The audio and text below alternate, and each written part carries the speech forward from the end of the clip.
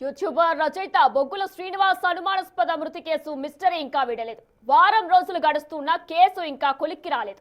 శ్రీనివాస్ అనుమానాస్పద మృతికి సంబంధించి పోలీసులు 3 బృందాలుగా ఏర్పడి దర్యాప్తు చేస్తున్నారు.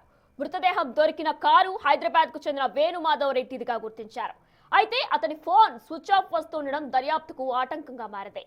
వేణుమాధవ్ బొగ్గుల శ్రీనివాస్ స్నేహితుడు కాగా జీఎస్టీ నంబర్ దుర్వినియోగం విషయంలో కొన్నాళ్లుగా వారిద్దరి మధ్య గొడవలు జరుగుతున్నాయి.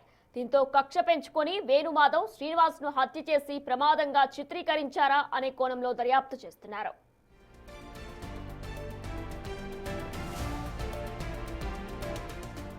ఈ నెల 14న పాలేరు జలాశయంలో మునిగిన కారులో శ్రీనివాస్ సౌమ్య కనిపించాడు. ఒంటిపై గాయాలు ఉండటం, డ్రైవర్ పరారు కావడంతో కూసమంచి పోలీసులు అనుమానాస్పద మృతిగా కేసు నమోదు చేశారు. ఘటనా స్థలంలో మృతుడితో పాటు నిందితుడి సెల్ ఫోన్, ఓ బ్యాగును గుర్తించారు. కారు డ్రైవర్ కోసం వేట మొదలుపెట్టారు. ఖమ్మం పాలేరు టోల్ గేట్ తో పాటు నాయకన్గూడెం గ్రామంలోని ప్రధాన రోడ్డు వెంట ఉన్న వద్ద సీసీ కెమెరాల ఫుటేజ్ను పరిశీలిస్తున్నారు. శ్రీనివాస్ మృతికి స్నేహితుల మధ్య ఆర్థిక లావాదేవీలు కారణం కావచ్చన్న కోణంలోనూ పోలీసులు దర్యాప్తు చేస్తున్నారు. పవన్ కళ్యాణ్ పొలిటికల్ ఎంట్రీ సమయంలో పవన్ హఠావో దేశ్కో బచావో పేరుతో శ్రీనివాస్ రాసిన పుస్తకం అప్పట్లో సంచలనం సృష్టించింది.